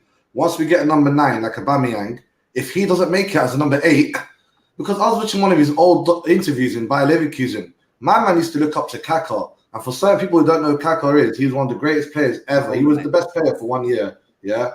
And like, he should be playing like that. He should be playing number 8. We always say, where's our number 8? Put him number 8, Aubameyang number 9. If he flops, then that Champions League credit is going to be all but done. Then he can move on. Should we have not been 2-0 up before Mendy made a mistake? Exactly what I'm trying to say. 1-0. I don't like saying 2-0 because if you score one goal, the next one doesn't come. You know what I mean? Let me ask you this. In Ruben's position, when he receives that ball in the box, if that's Reece James, does he shoot or does he do what Ruben does? Reece would have scored that. Yeah, it's definitely a shot on target. Yeah, for sure. He would have scored, bro. You've seen his stats, bro. This guy's a finisher. Reece is Ruben, man. Reece shoots rockets if he gets the space. I feel bad for Ruben, bro. His Twitter's getting destroyed, man. They call him bum cheek, bro. This guy leave Ruben alone, man. Let him move on. I've never seen a player play every game like they have something to prove, but do it like it affects them. Like, it affects them in a negative way. Like, there's certain players that come out with like, I have something to prove, and they ball out every single time. That's like certain fighters, isn't it? Sometimes it negatively affects you, sometimes it positively affects you. He was stiff. I haven't seen it positively affect him yet. I think you guys are way too harsh on Ruben. Way too harsh on Ruben. It's that fact that we didn't pay for Ruben. We made him. A lot of players we make, we just feel sentimental towards. If you bought Ruben from a random team at 21, and then you all make different decisions. But the fact that we nurtured him makes everyone more emotional. It's a good point. That's a good point. Like I slander Adoy on a daily basis, and You Bro, know what it I'm is, 20 Victor, years but it's old, just bro. like You can't slander. Everyone's slander proof until 23. Always remember that. Like 21, bro. What were you doing at 20, 21, bro? It was probably no, chilling, bro. On the first day. nah. I'm joking. People always I say, think it listen, depends people when you always break through into the team. My man's got a World Cup this year. Watch how Hudson-Odoi destroys it in the World Cup in them hot countries. Like obviously, body probably likes the hot country. Like Ghana's going to do well. The only thing he's destroying is the fans' faces because he can't shoot, mate. Let's get serious. exactly. Man, we'll see in the World The Cup. worst shooting I've ever seen in a final third. Like, I don't get Okay, it. Like, who's good at shooting at Chelsea? That's the bro. Have you seen Chelsea training Reece videos? James. Training ground? They all hit the Reece crossbar James. as much as they want, The but in the real game, they the can't fact do you can say Reece James is crazy, bro. Yeah, We Reece don't have James a probably the damn best shooter. forward. let's get your thoughts, Callie. We'll go through one by one because I want to hear everyone that's on here, not everyone's talking. So go on, Callie. Like, how are you doing? At work, thankfully, no one's fucking hitting me up. But it's a weird one, man. It's like I look at Arsenal, and please let me finish before you all go off in the comments. I look at Arsenal. I know they're gonna drop down to form, but they're for sure finishing top 4. And what I see in Arsenal is, do you guys remember last year and the year before last year when we were leading the league around December time before, what always happens as Chelsea fans? December, we get slaughtered and then we end up fighting for top 4. I truly believe if we were ahead in the league, top of the league by December, we would win the league or compete. Because for the first fucking time in years, spot number 2 to 20 is open. Liverpool is no longer cemented at second place. That's not me being reactionary, anything like that. There are clear issues in Liverpool's team. Even City to themselves, I'm not sure they're hitting their 90-point season this year, to be honest with you, because of the changes in how they're playing and their philosophy. But what I look at in Chelsea is this. It's like, even if Tuchel gets all the players he wants right now, we're not challenging. So I don't know why there's a certain part of the fan base that's like Tuchel out. He spent 250 mil. He has to compete for the league this year. It's like, let's be honest. We're not competing this year. We're just not. This year. We are competing this year. For the title? Wait. For the title? Let's not make it bigger than it is, man. Arsenal might win the league this season. Leicester might win it again next season. You never know. It's still too early, guys. Relax. You won't be judged. Whoa. One second. I want to hear what Couch is saying. 1 second. Every year is a year of competition when you're at Chelsea. You cannot look at any year as being a year. Oh, well, just to take the year off because this. Every year we are competing for a title. Whether or not he's being judged by whether or not he's challenging for a title is another thing. That's another thing. I would say that is a year for the title. I agree. I get what you're saying, but at the same time, I think it's about understanding your own expectations of your club. Like for me, I don't expect us to challenge for a title this season because why? Because I do feel there's a big transition that needs to happen at Chelsea, and I don't think signing 200 millions of players in positions, especially when you think about the amount of players that are leaving the club as well in between this, is putting us in a position where we can challenge. I think we need to have competition across the squad, and I don't think that happens in one window. I think that takes 2 or 3 seasons, providing we can build from the bottom and work our way up. So my understanding is that we should be challenging for Champions League. Mm-hmm. We should be there. If we can win an FA Cup, whatever, cool. I'm down with that. Don't worry. But to say that I think we should win the league this season, nobody's saying win the league. I don't think we can. I don't think that anyone's saying win the league. I don't think that you can have the mentality that like top 4 is all that we should be fighting for. It's like regardless it's of like any top 5 fighter in the world, they all think they're the best fighter. They think on any given night they could be champions. That's how Chelsea is. We think we could be any team in the world at any given night, whether it's Real Madrid, Barcelona, or Bayern Munich. Maybe not over 2 legs, maybe we will. We never know. All right, just quickly, super chat from Rodrigo Rogers. Someone's echoing again. Yeah, someone's echoing. I think I might know it is. There we go. I think it's you, Ryan. Ryan, you're echoing, mate. Rodrigo Rogers with a donation says someone needs to stop Tuchel 60 million on who? Guess who? We know who you're talking about. And then he also says on another super chat, big up to him. He says, "Why Tuchel say we don't need a midfielder? My head is hot." And that was the next. He's capping, bro. I don't think he's serious when he says that. I'll be honest. Wait, I don't think Jem. he's serious. Yeah. Jem, do you have any more super chats? Jokes. Okay, just checking. This is my thing about the midfielder, yeah? The midfield is actually fucking up the attack and the defense. And I don't know why Right. Jem knows. We've had too many shows. It's starting to get to a point where I don't care about the insecurities of some of you fans. Like, straight up and respectfully, our midfield is slaughtering us. When our starters are not healthy, which is very fucking often, Kovacic and Kante, if one of them are not paired with Jorginho, we get split like a hooker. And I'm tired of it. You can see it from three different situations, and I'm being serious. When we build up play from the back and it gets to the midfield, why the try not to curse so much? Why is there no progressive balls forward through the middle? We know. We're gonna talk about that. Yeah. Okay, well, we know why. Then people, then people are gonna go, okay, it's instructions, right? I truthfully believe if we had the midfield competency to pass in between the lines, Tuchel would administer those tactics by tomorrow. I truly believe that. Because everything I've seen from Tuchel tells me this. He knows how to do damage mitigation. That is his specialty alongside being a tactician. He knows which areas are lacking the most. So I cannot in my right mind believe he doesn't think we need a midfielder. And if he truly believes that, if this transfer window closes and he continues to play Gallagher in double pivot, I swear, wallahi, we're not finishing top 4. That's all I got. Yo, brother, man, relax, Cali, bro, relax, man. Listen, Aubameyang is gonna be both like a coach. He's gonna be like, he's super little fun. I think you said Aubameyang to play and he's DM, gonna man. help us. What are you saying, Hassan? I thought you said Aubameyang's gonna play DM for us. I thought you can make that No. He's gonna make Havertz go to the midfield. We get another midfielder. Kovacic and Kante coming back. Relax, guys. Yeah, Aubameyang Havertz is can gonna play right wing, bro. Or like To right be honest 10. with you, I want to see Mount as an 8. I want to see Havertz. Yeah, but anywhere Mount but can't play 9. every game. Chelsea play 60 games a season minimum. Well, G's like that. So he can't play every game. He's already tired and he's going World Cup, bro. Mount Mount and Gallagher should be rotating with each other, for being honest. I want to see Mount in goal. And I think we play. You want Aubameyang, bro. Better than Ronaldo. Yeah, maybe he's got the height for it. OG's right, Hey, but it's just Database, can you bring out a statistical thread on Mount in goal and why it would work? Bring up a statistic about Alonso, man. Since Barcelona ain't going for him, man. Alonso on strike. Save that money, man, for the DM. Guys, I want to hear from True Chelsea. What you saying, True Chelsea? Big ups to you guys. Big up, Jem. How are you guys doing? All good, mate. All good. All good. Thanks for having me.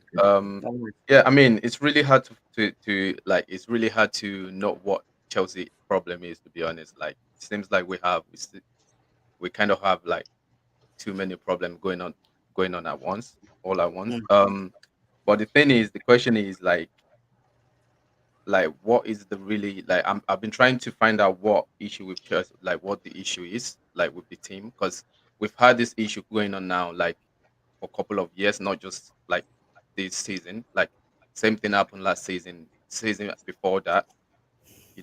We've been seeing this level of inconsistency, this player mentality issue and stuff like that.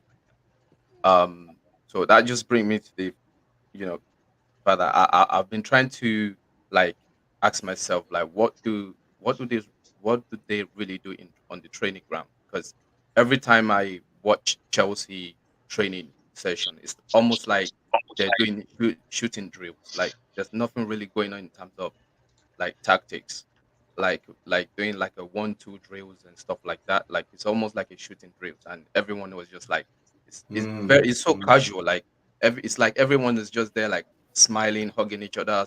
Like, there's no level of seriousness. And then when you look at Man City's training or Liverpool training, like, you can tell like they're working on something, like they're working on it on different system, like different tactics. Like, you can see the level of seriousness. Everyone is serious, sweating and stuff. So I think this is like probably where the issue of player mentality is coming from, because when you're not serious in training, like. But you don't know for sure. Like, we don't have an all or nothing. I always wish we had one. We don't know for sure, man. We need it this season with Todd B. Bro, we did with Lukaku, man. That was all or nothing right there. I wish we'd done an all or nothing when Lukaku was there. I would love. Oh my I god. love it now, though. Honestly, I reckon Todd B is like Oh, Ted the yellow Lasso. bus is it? Fucking hell, yellow But bus. yeah, like I mean, sorry guys, just like what I was saying, like so like imagine like for example you're playing football like in secondary school and then like you have a coach that kind of like a very nice coach that likes you and stuff like that. So you don't really get to work hard like when you're in training, like you're just doing your thing. That that is gonna affect you like when you get to real game.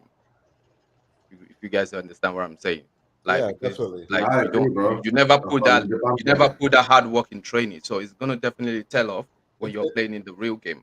but So I think we can't really. That's one thing that we can't really speak on, right? Because we don't know what they're training like, right? We yeah, only see what we're seeing on the pitch, right? Yeah, So we see snippets. They got snippets on YouTube, and it no, does they look got all snippets. happy. Yeah, I'm just saying like what I for mean, my ironically enough, isn't there for my live training on right now? Yeah, you can watch it, but it's snippets. It's not the full training. No, To it's be not the honest. whole. They do Yeah, but like I'm not walk lying. cut. I'm not joking. When we see them on camera, we're not going to specifically see them like being upset and like they know they're on camera, so it's like they're going to be laughing and they're pretending to be all good. And do you know what I mean? Like, even if they ain't, Exactly, man. like, Yeah. I think that's something I do think Tuchel works on things. I don't think there's a case of not saying that. I think when you look at how well we played against Tottenham and the hybrid formation switch and how we played, that takes a lot in. I think in training to be able to get people to understand when to switch, how when to know to switch in certain parts of games. Like, there's a lot to it that I think that is intricate. The problem with it is that I think it's so intricate that I don't think we sometimes have the players that are able to be consistent with it. Yeah. That's the issue. Yeah, like True. so that's why we will see that it doesn't work one week and looks great the other. Because it's just it's frustrating. It needs to have a certain amount of needs to have a certain amount of energy. it's like reprogramming players, right? Like I bang on about this all the time, Jem, about like player mentality and instincts on the pitch. Like when you're on the pitch, you're relying on your instincts more so than and muscle memory more so than you are about like what you've done in training and whatnot. So it's almost like reprogramming these guys to learn. Like how many times have we seen Raheem Sterling make those runs off the ball to get in behind the last 3 games and not being No one finds them. Nobody. I'm shocked J5 not finding him. Werner used to do that shit and it used to kill me. Man was running in behind defenses for fun. No pass through the middle. Gave up. Poor guy, bro. So mad as well. And that's the worry. For me, that's part of the worry too, because like Raheem's making all these good runs and not being recognized. At some point, he's just going to stop making them because that's why Kovacic being out hurts so much, bro. Isn't it crazy though that we went to 2 finals and the semi-finals, and really we should have been to the finals? We should have beaten Madrid that day. Like, is that like as someone that travels to the games, I like Tuchel. Like you know what I'm saying? Most of the I was expecting not to get to any finals last season. I'm not even gonna lie. After like January times, I thought we were gonna start dipping away. We got to the FA Cup. We got unlucky there. If we won the FA Cup, would all of us be talking like this now? You know what I'm saying? If we won the penalties, we'd not. No. I said the thing is, the standard... is that a Tuchel issue though? Is that a Tuchel issue that we have in the finals? No, they missed the penalties, man. I mean, not the finals. I've just gone back a second because I was just thinking on what Couch was just saying just now about us not releasing the balls and stuff like that. If new forwards are coming to the team and we're having problems in feeding them, is that a Tuchel problem? Is that him specifically and he's Demar, or is it a specific profile player problem? It's a player problem, in my opinion. Because it's like, let's say you bring the top 3 attackers in the world right now and put it up front for Chelsea. They are not receiving service. You can bring all you want up front. It's the service they're finding. And I feel like people keep saying, oh, it's not service, because we were top of the league in chances created. Chances created is one thing. Quality of chances being high is another. True. So you can have all the chances in the world, but if it's not certain clear-cut chances in behind, if we think about it, how many clear-cut in behind through balls do we get in the game? Not very hardly much. any. But wait, it's always coming from a wing or coming from the centre backs. Yeah, it's true. But this is what I'm saying. Look at what you're saying, bro. At a certain point in time, then the manager has to take responsibility. If you know that your midfield is not producing the creativity necessary for your attack to flow, you not doing anything makes you culpable by like literally association. It's not like Tuchel got here this year, looked at the midfield and was like, I got to do a job with it. Listen, Tuchel in his heart of heart knows he needs a 6. And that's just one midfielder. I'm not talking about the rest of the midfield. He knows he needs a 6.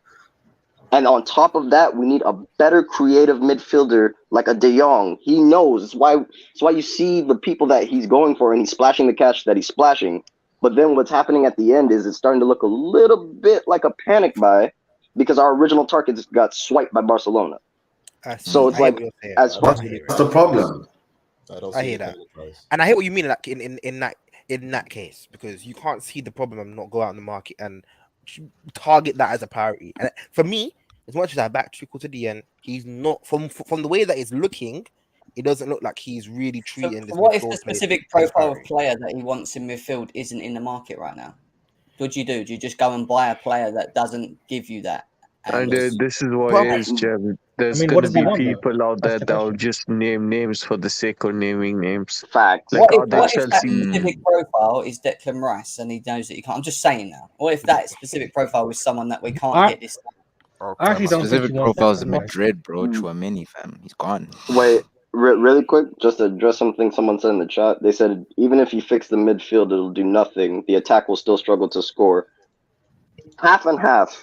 Some of those attackers are listen. Yeah, that's what I'm saying. Some of those attackers are shit. Like, there's nothing you can do about it. Shit is shit.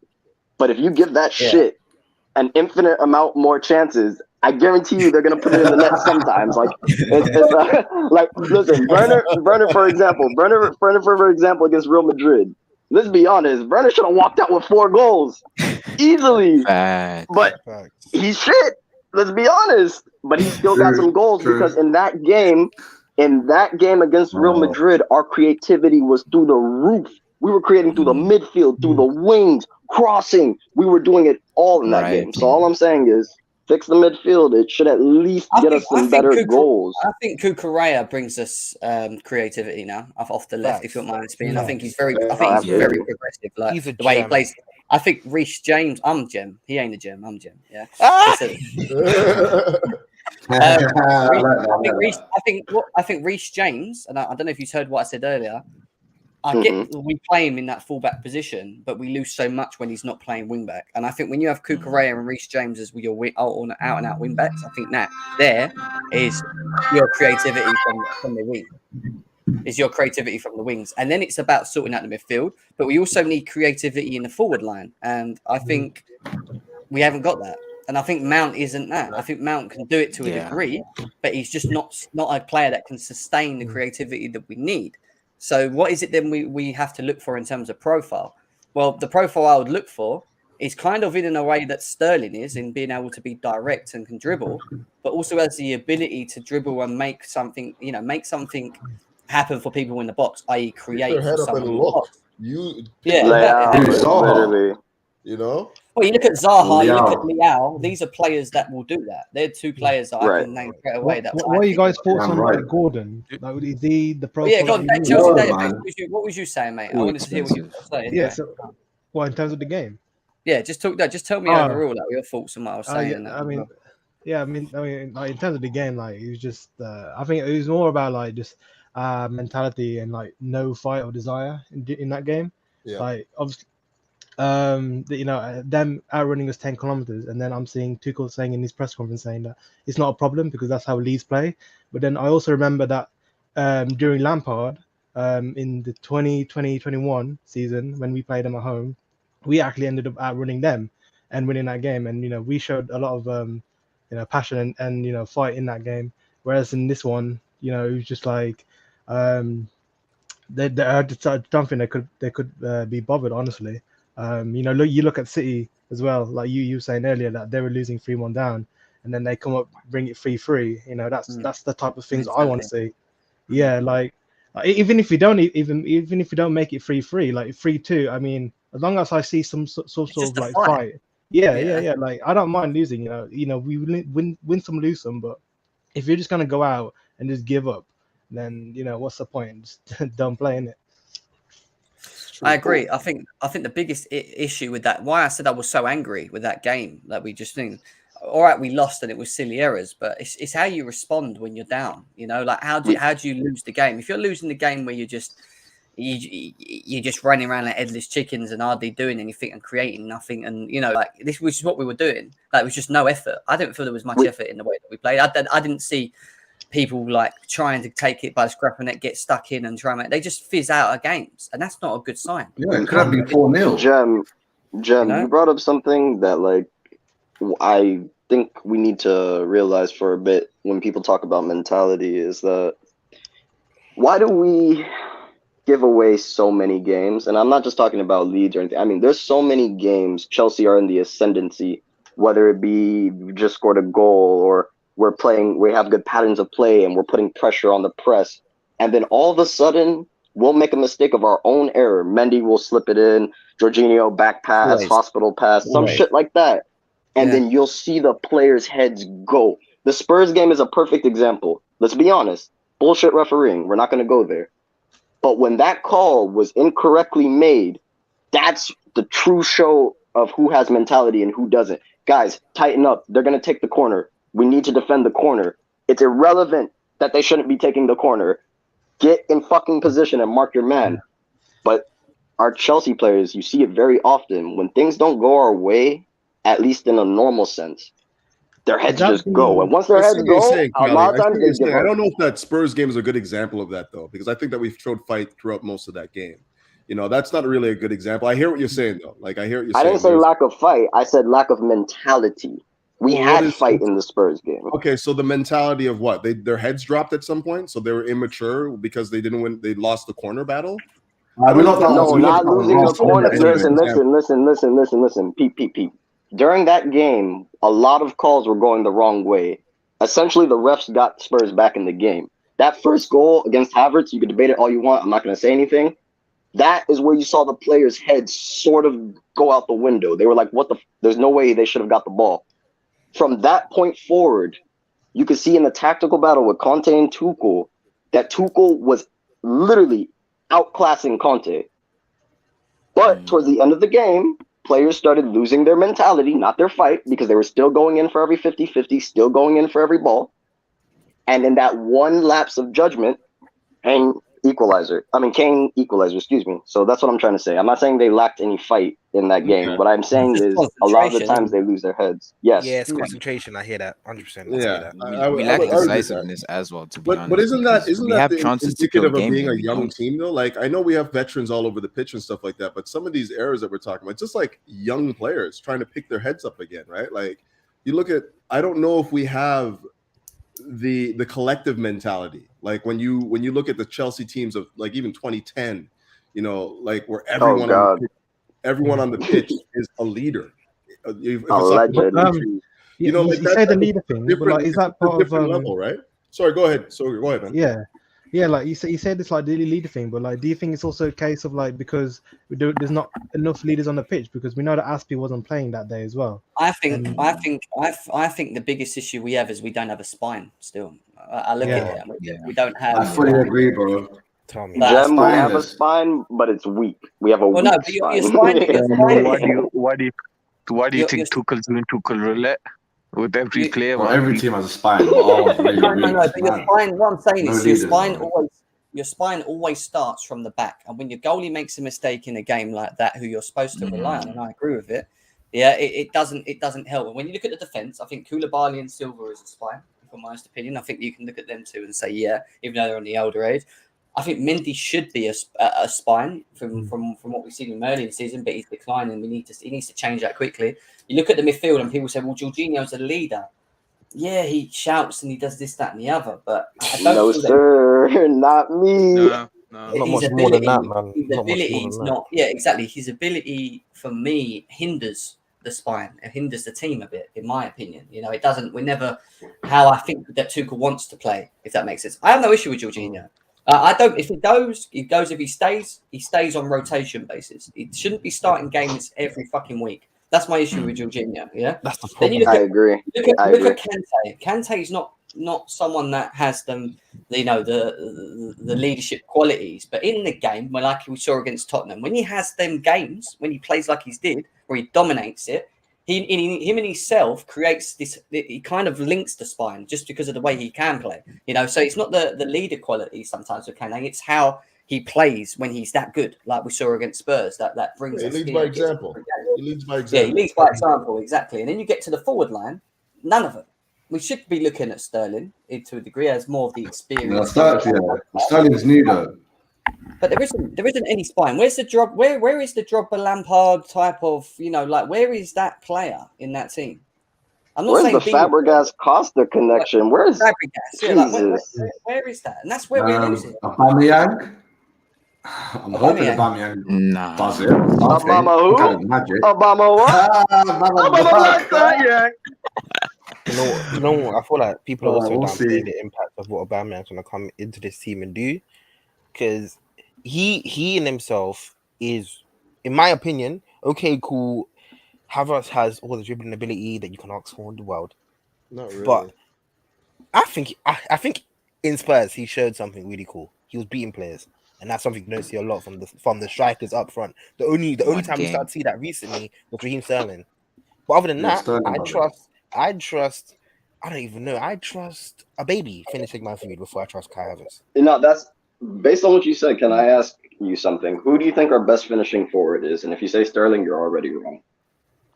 So Our best finishing forward. That's such a loaded question, man. What if the man said Sterling? So loaded, bro. No. It's not loaded at all. Who do you think is our best finishing forward? Our best finisher is a wing back, and his name's Reece James. Yeah. Forward, Jam. Forward. I'm going to come out with a name right now. It's I feel Young like Broja. but like it's not for me. It's still It's Sterling. Broha, isn't it? I bet it's Broha out of everyone. According to the stats, it is actually Pulisic. I just wanted to see what you guys thought. Normally, times I've seen that guy score a goal and fall. He not even Whoa! This isn't. You guys are. Hey, protect. Why are you attacking me? I didn't say put Pulisic. I didn't say start Pulisic or anything. I just asked you a question. Who do you think our best finishing forward was? I've got some breaking news for you guys. I Mateo love this. Kovacic was at training today, and it's a huge boost. He's fit for the weekend. Praise God! I would have been surprised if he walked down the tunnel and man like cover. He's probably going to get injured in that game as well. Yeah. I got a question. Sorry, Sorry, guys. I got a question about this game. Anyone can answer. I'm just trying to figure out, what do you think that back three is going to look like if we play back three with Koulibaly out, Cucurella, Silva, and Cucurella, Silva, and Reece James? That's a Wait, solid. Who's the next game? Probably. Who's the next game? Leicester. Fanning's gonna come in against his former team. Nah, bro. Very funny. Let me just say straight now: if we lose to Leicester at home, we are shit because they are shocking. Yeah, they're shocking. I'm not even joking, and I'm not even being reactionary. If we lose to Leicester, then we, like Liverpool, have a problem. Like a serious, genuine. We need to stop the bullshit. We all need to sit down and have a talk. We have a problem. There's no. Losing to Leeds, I can accept because I don't think Leeds are going to be bottom of the table this year. I actually think they'll get right around mid-table, like 10 to 12. But losing to Leicester, who I think, in my humble opinion, are finishing 17th, like that low, nah, it's unacceptable. We're also supposed to be taking Fofana as well. They're losing players left and right. Tillemans might go to Arsenal. Listen, if we lose to Leicester, is that at home? Yeah, we're at home. We're at home. John Terry's come out with a funny tweet. To be fair. If we lose at home, we'll talk about that. What's man like JT say? How good is Graham Potter? I love how Brighton play, and he has to be one of the best young managers around. Tick every box for me. That's a bit of a interesting comment. Maybe he's trying to force him for the England job or something. I don't know. Yeah, England job. That's what I think. John Terry's a weird character, bro. But can I pose a question about this whole the backline situation?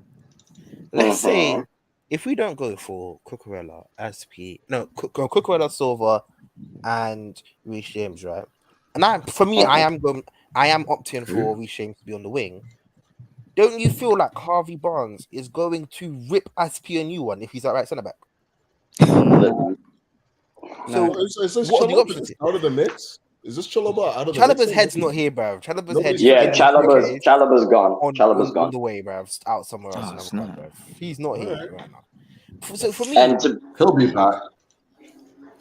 and like for fans that think Aspie is going to do a good job against pacey forward, have you not learned this lesson yet?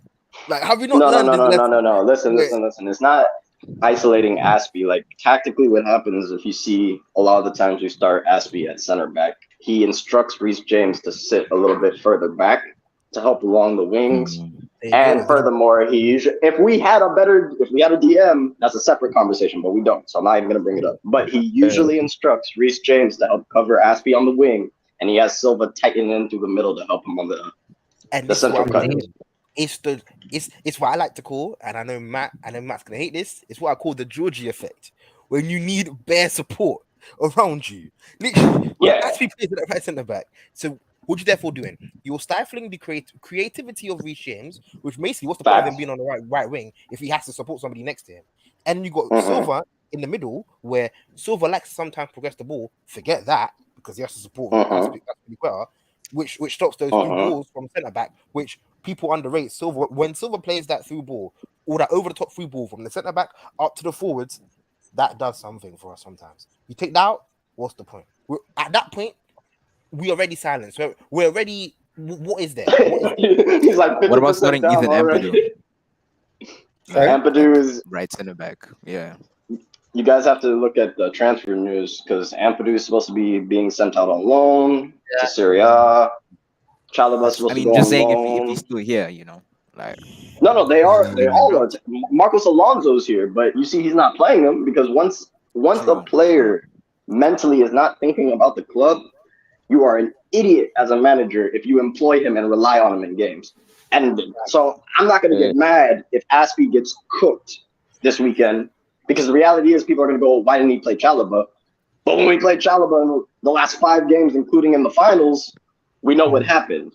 So that's all I have to say is, like, you know, I mean, to me, Chalobah just needs time. Like, I think Chalobah needs a loan spell, you know, proper development. But for everything else, it's like, we have to notice where we are, guys. Like, we lost 2 incredibly good center backs. It's needs must. I'm not talking about whether or not I feel like Chalobah is, you know, the answer at the right center back. I'm just saying it's needs must right now. If I had my choice between Azpilicueta and Chalobah in a game that you're worried about pace. Oh, I'm putting Chalobah. I'm putting Chalobah every time. It's not because I feel like Chalobah is the answer, like I said before, but like you're going down your depth chart right now. You know, it's the same thing how we saw Gallagher in the midfield. Like, you're going down your depth chart. You're looking for the next player up. You know, so that's it for me. Can I put the question? 1 second, Jay. 1 second. Dinishan with the super chat says Tuchel does not coach attack. He needs direct players who does not need coaching, such as Neymar, Di Maria, Mbappe, Sterling, Aubameyang, and Leao suit him. So he's saying there, specifically what he's saying, is that he needs to have a specific profile of player to get the best out of the system that he likes to play. I can't understand. He can't coach players, is what Dinishan. No. I don't think he means it like that. I think he means he needs players that can actually drive with the ball and not just pass sideways, like Pulisic and. Here's. You guys hear this argument and tell me if it doesn't sound asinine to you. People say he doesn't coach attackers, as in he doesn't teach forwards who are getting paid the type of money your entire generation will never see to just dribble a ball forward. So you can't tell me that it's on Tuchel to teach these MFers how to dribble a ball, and in some cases put an empty net, a literal empty net. Havertz against Spurs, empty net. No goalie to the wrong side, and he missed the fucking shot. So I can't hear that Tuchel, like, if you see these on the regular, which our attacking play has been shit since 2018, I can't.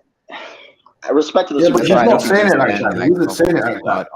He wasn't saying like that. What he meant was, it's like in fighting. There's some coaches where they just coach former champions and champions. They don't make someone from the bottom to top.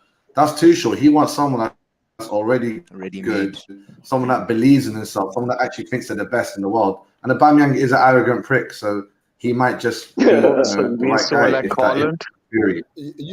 You know what I think it is? Actually? Donation, I understand. My bad. I thought you were saying it like that. You know what I actually think it is? I don't think that's he doesn't coach the attackers. He coaches areas where we need to exploit the defenders. So, like, if you look at that Spurs game, he actually said it in the pre-match too. He's talking about like we're working on what areas that we can exploit them in and whatnot, and that's what we're working on in training. So it's not like he doesn't coach attackers where they need to be. What he will not coach is, okay, you're 1v1. This is what you need to do. Okay, you're 1v. Okay, there's a man in the box right now. You need to pass it here, and instead, like that's not what he's going to do. He wants his attackers to be intelligent enough and clever enough on the ball to make their own decisions when they're in those positions. Yeah, Donation just said, he said, look at Neymar's final passing. Yeah, like, he's been saying this since he came. Like, his philosophy is his philosophy on how to teach strikers. He says, I'll teach you everything before, but you write your own song when you're in that final third. You play your own. It should be like that. It should be like that. Yeah. Like, because in my humble opinion. And I totally back him on that. But then the problem is, listen, this is all opinions, and every manager has a different theory of a different way. If this is Tuchel's way, he wants someone that's already an OG, so he could do it for him. If he doesn't want to make a little young guy, then you know what I'm saying, let him bring Aubameyang and let him down his sword. You know, do we not all follow Tuchel? Tuchel wants you. He wants an OG. He took me to Portugal, fam. I'll never forget Portugal. Never forget it. I'm grateful to the guy. Like me. I do. Interestingly enough, philosophy does breed like certain type of managerial strengths, though. Like, for example, like it's clear Tuchel, like we don't even need to talk about this. It's clear his specialty is defense. It doesn't mean he neglects the other areas of the pitch, but it does mean that is his specialty. You can see that he has trained defenders, Rudiger, for example, from nobody to somebody in literally less than a year. Like, think about it. Remember the fan base? The fan base used to kill Rudiger. That's like Maguire. Almost like a Maguire to us. No. He deserved criticism. Don't get me wrong, but I'm saying it's like the Chelsea fan base sometimes forgets. Similar to like with Klopp. I think Klopp has a specialty for attackers.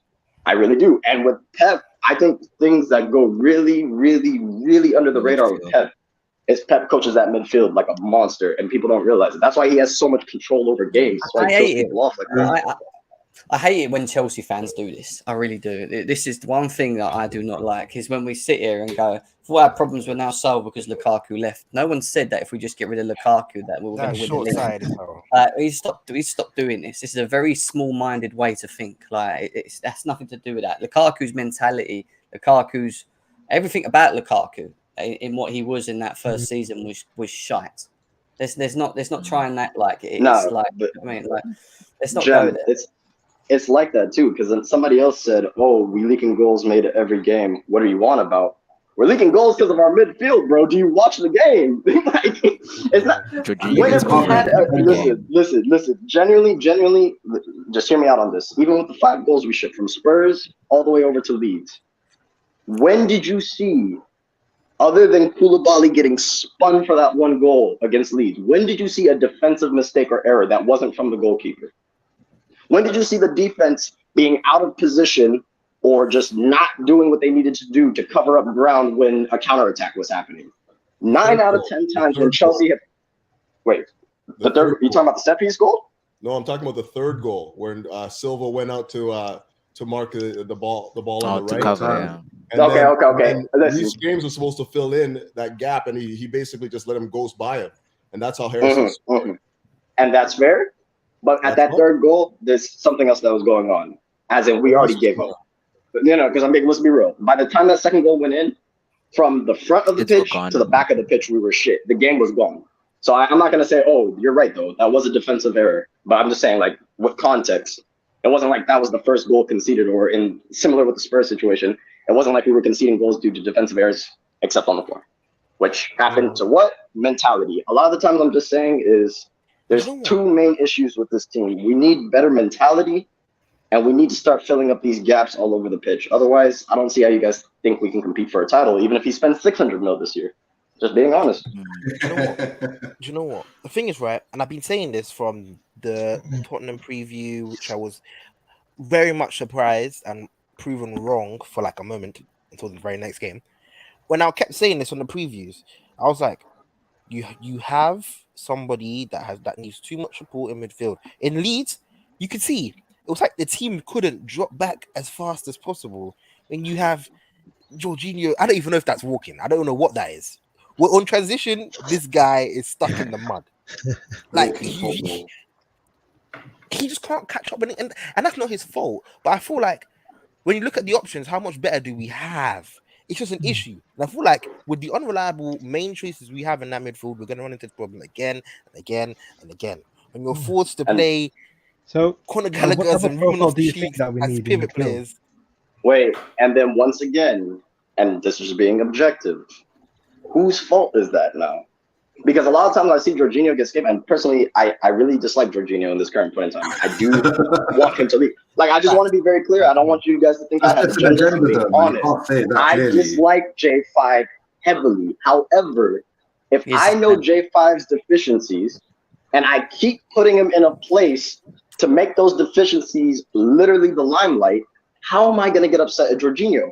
If I know Jorginho, if he gets counter-pressed, he's going to give away the ball in dangerous areas. Why am I going to put Jorginho at the spine of the fucking pivot to concede those chances? That's all I'm saying. That's all I'm saying. That's my only criticism of Tuchel. If you know your midfield is shit, if you know your starting midfield gets injured too much, why do you not get another midfielder by? You know what it is? I think what was database saying? The database is saying something. I want to hear him.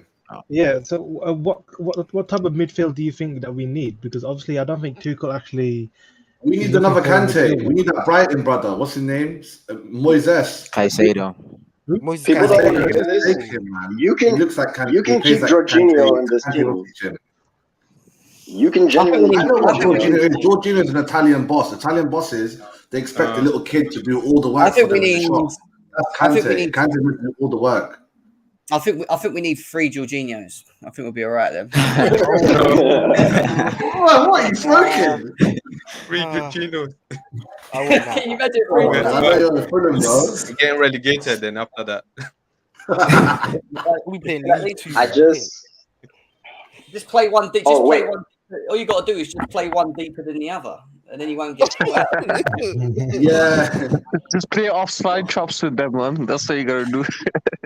This is giving me bad mental health, bro. This is declining mental health, bro.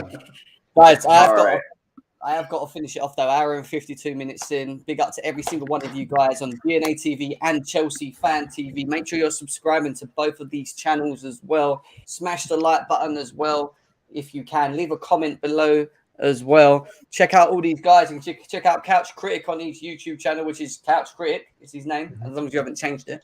You haven't changed it. No, it's still the same. Thanks for the show. Smash them likes, people. Smash them likes. You can find Kelly on GNA TV because that's where you can find Kelly. He's always at GNA TV. That's where he is most time. You find me on Twitter, worst case, but I would rather you not.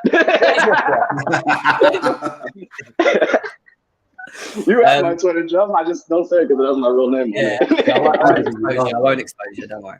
True Chelsea. Where can people find you? Because you've got a channel, you as well. Yeah. Just on True Chelsea FC. So check out True Chelsea FC on YouTube and go and subscribe to him as well and follow him. Follow CFC OG on his channel as well. Where can they find you, mate? It's literally CFCOG on Twitter and Instagram. It's CFCOGW6. Where are you from, Jen? You from W6 SW6 area? No, I'm in Essex at the moment, mate. You're nice, bro. You're living nice, fam. You moved out the end. I live in the nice ends. I live in the forest. Yeah, that's where I live. He lives in the burbs, man. The good part. Yeah, I live in the burbs. Suburb.